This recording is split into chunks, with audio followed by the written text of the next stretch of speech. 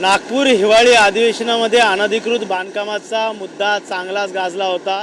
राष्ट्रवादीचे आमदार जितेंद्र आव्हाड यांनी अनेक वेळा लक्षवेधी मांडली। त्यानंतर मुख्यमंत्री एकनाथ शिंदे यांनी अनधिकृत बांधकामासंदर्भात कठोरात कठोर कारवाई करण्याचे आदेशही दिले होते। त्यानंतर संजय केळकर आमदार भाजपचे यांनी देखील धोकादायक इमारत आणि अनधिकृत बांधकामासंदर्भात देखील आवाज उचलला। त्यानंतर आता महानगरपालिका ॲक्शन मोडमध्ये आली आहे। आपण सध्या कळवा या शहरामध्ये आहोत। विश्वकर्मा नगर या ठिकाणी 3 मजल्याचं अनधिकृत बांधकाम या ठिकाणी करण्यात आले आणि महानगरपालिकेच्या वतीने या ठिकाणी आता जमीन उस्तस्त करण्याचं काम या ठिकाणी सुरू केलेलं आहे। सहाय्यक आयुक्त यांच्या वतीने हे अनधिकृत बांधकाम तोडण्याचं काम हाती घेण्यात आलेलं आहे। या अगोदर दिवा असेल, मुंब्रा असेल, त्यानंतर आता कळव्यामध्ये आता महानगरपालिकेने आपला मोर्चा वळवलेला आहे।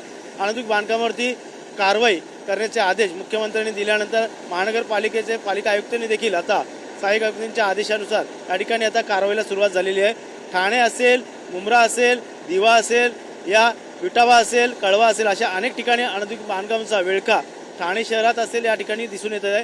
त्यामुळे नक्कीच येणाऱ्या काळात अनधिकृत बांधकामावरती कठोरात कठोर कारवाई करावी, तसेच जे इमारत व्यावसायिक आहेत त्यांच्यावर देखील कारवाई करण्याचे आदेश मुख्यमंत्र्यांनी दिले आहेत। त्यामुळे नक्कीच येणाऱ्या काळात आता अनधिकृत बांधकामाचा विळखा कशाप्रकारे सुटणार हे देखील पाहणं गरजेचं आहे। मात्र सध्या तरी ठाणे महानगरपालिकेच्या वतीने जोरदार असं कारवाई करताना या ठिकाणी देखील दिसत आहे।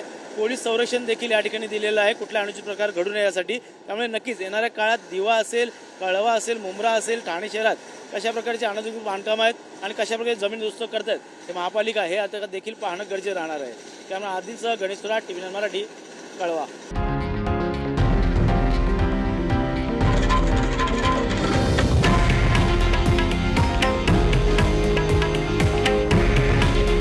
हे आहे देशातील नंबर 1 न्यूज नेटवर्क आणि आपण पाहत आहात TV9 मराठी। काळजी तुमची, हित महाराष्ट्राचं।